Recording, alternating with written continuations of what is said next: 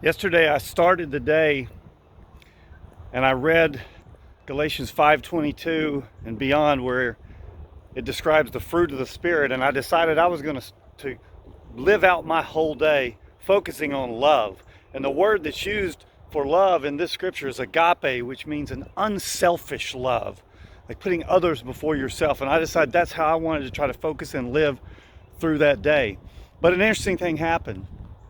One of my early patients in the morning, when I got their chart and started reading through their chart, I was reading the opinions of other physicians that had seen them, and then looking at a list of medications that the patient was on. And in my looking through all this, without ever meeting the patient, without ever laying eyes on him, I prejudged this patient and thought of them in a certain way when I went into that room.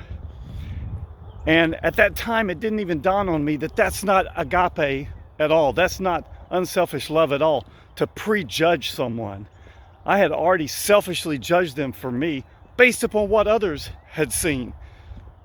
But when I went in the room and laid eyes on the patient and talked to the patient and heard the patient's heart, it changed the way I saw them. And I thought just immediately in the moment, here I've prejudged this patient, which is a complete opposite of unselfish love, when this patient wasn't at all what I thought they were in my prejudging.